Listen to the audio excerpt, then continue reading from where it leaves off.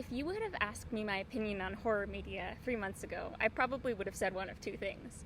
Either it's ableist or I don't like horror. I'd also have been wrong, or at least horribly unnuanced. As it turns out, I do like horror as long as I'm in a well-lit room surrounded by people and it's before 10 p.m. As for the ableism, well, let's take a look at the disabled representation in historic horror media.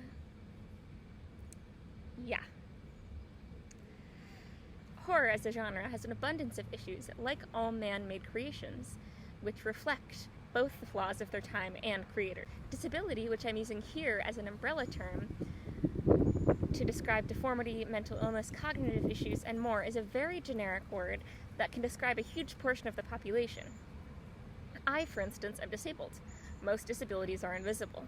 Just because most of the characters I talk about are visibly disabled, keep this in mind for later, it's relevant, does not mean that the other characters aren't disabled or that the actors who play them would call themselves disabled. Additionally, I'm using the word disabled rather than a euphemism like differently abled, because at least in the physically disabled community, that is the preferred term. Nevertheless, I am just one person with a slightly janky body, so obviously my experience is my own. The language groups of people choose to describe themselves over time changes. With all that out of the way, let's talk about Tod Browning's Freaks. I may have misled you slightly in that I don't think Freaks is a horror movie, at least not in a modern sense of the word. In fact, if you watch all but the last 10 minutes or so, it feels like a drama. But, as Jeffrey Jerome Cohen explains in his book Monster Theory, Reading Culture, what is horrific is often culture and time specific. For the 1932 audience, there certainly were monsters in the movie, though who they were might have depended on the viewer. Freaks serves as an unnerving predecessor to the body horror genre and several pieces of modern horror media. More importantly, it pushes the boundaries of acceptable. Freaks was released in 1932, 2 years before the institution of the Hays Code. The Hays Code prevented movies from featuring anything suggestive, violent, or morally reprehensible. This meant that in film, a character who violated the code would likely be punished within the story.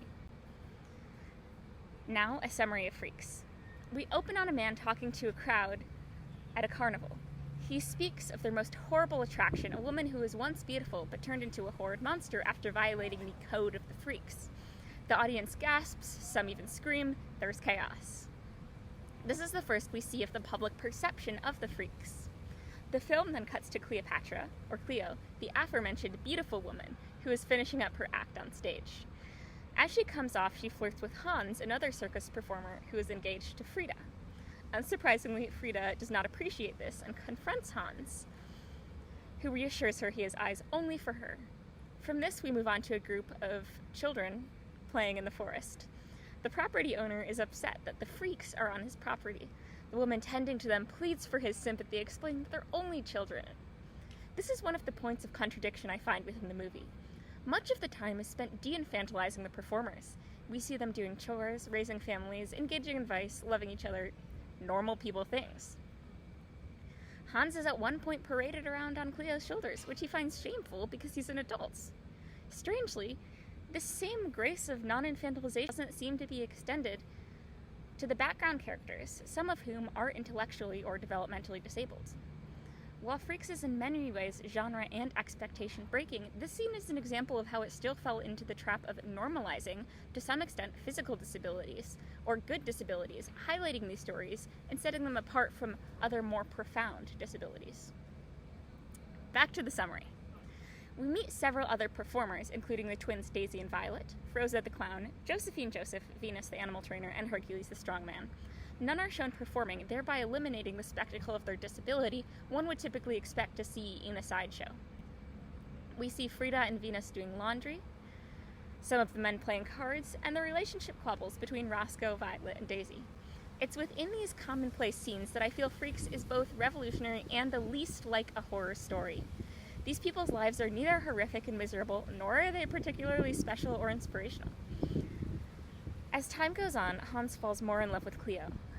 Frida goes to confront her and accidentally reveals that Hans is about to inherit a large fortune, which seals the deal for Cleo. She and Hercules, who she is truly in love with, plot to have Cleo and Hans marry, and then have Hans die of a mysterious sickness so that Cleo can inherit the money. Despite Frida's warnings, Hans does decide to marry Cleo. The marriage is off to a bit of a rocky start when Cleo, clearly drunk, kisses Hercules. In one of the most famous scenes in the film, the freaks offer a cup of communion to Cleo, chanting, "One of us," accepting her as she is now married to one of their own. They're going to make you one of them.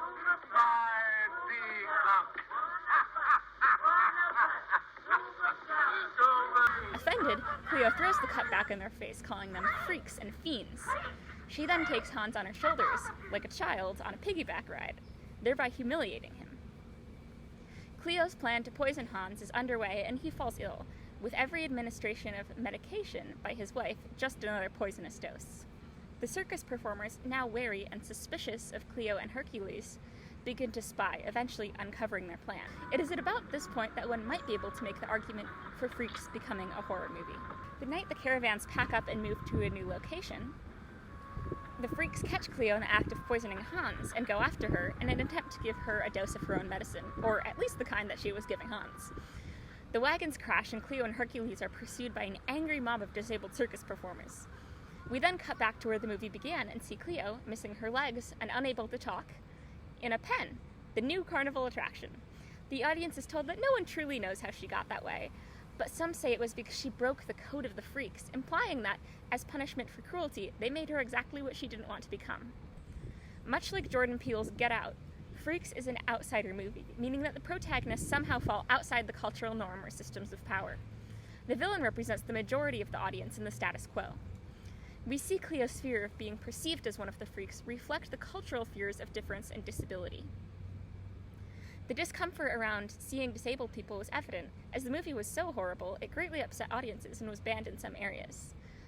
The bodies of performers were moralized, made into a spectacle, the very thing the beginning of the movie worked against by refusing to show any carnival performances. This was also the time of the ugly laws, laws in which some cities limited unsightly people's access to public spaces. The laws encouraged the shutting away or hiding of poor, disabled, or otherwise undesirable people for the comfort of wealthy, white, able-bodied public.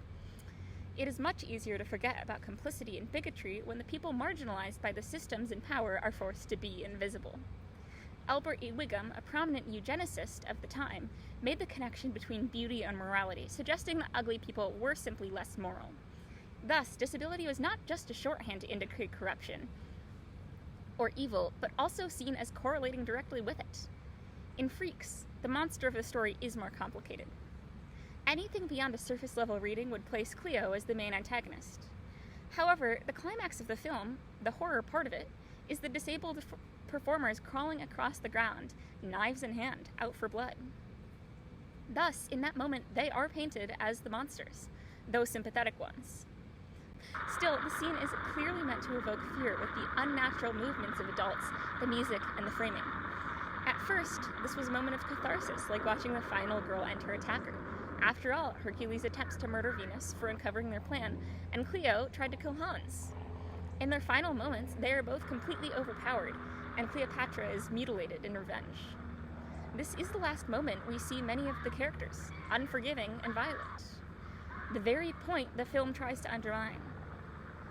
Rather than cement the true villain as able-bodied Cleo, in her last moments she is simply a beautiful white woman being descended upon by a mob. Browning's point about disabled people just being individuals living their life and finding community is undercut when they do objectively violent and cruel things. Thus, in an attempt to depict the horror or revenge to the audience, Browning reinforced the trope of physical difference revealing ethical corruption. Unlike Cleo, the freaks are not punished plot-wise for their crimes. In fact, Hans reunites with Frida in his newly inherited mansion. However, the subtle endorsement or sign of sympathy for their plight was largely lost on the audience at the time. Next, we'll move on to the topic of representation. Who portrays the other?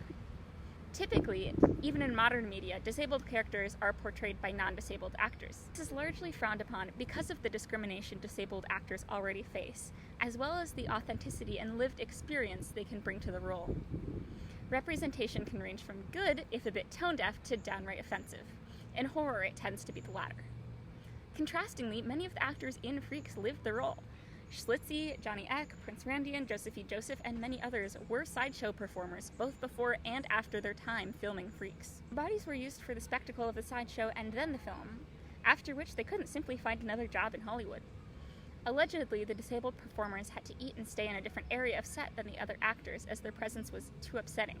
Though the representation may have been ahead of its time, the reception and production certainly were not. Cohen suggests that monsters dwell at the gates of difference.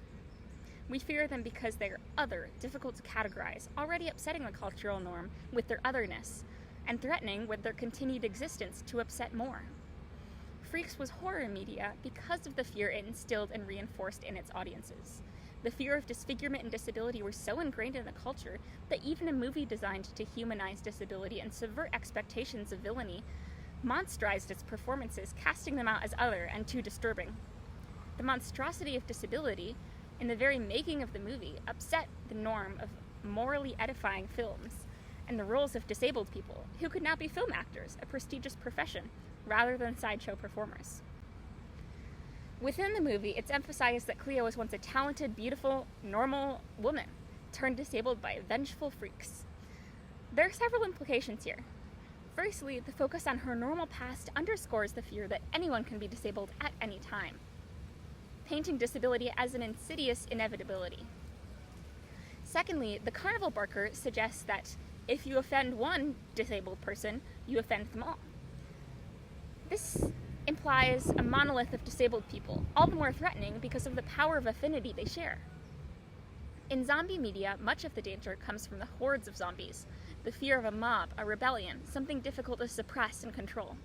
The freaks are notably alive at the end of the film, not undead, but their devotion and suggestion of occult-like group ties reflects the same fear, where the freaks are simply the monsters instead of the zombies. In Her Body Himself, Gender in the Slasher Film, author Carol J. Clover notes the connections between slashers and adult films as meat movies, meant to elicit a specific bodily reaction through the vicarious experiences of the bodies on screen. In its original, uncensored version, which supposedly included more of the attack on Cleo, such as her tarring and feathering and amputating her legs and tongue, Freaks would have been a meat movie. The body of Cleo is mutilated.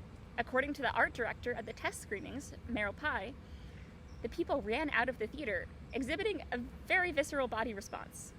Thus, Freaks plays the complex role of being a heartfelt portrayal of community, an outsider film, and a slasher. In its current censored form and this current time, Freaks is much less of a horror film than it was when it was released. Thankfully, though ableism is still rampant, the public visibility of disabled people is no longer considered disturbing.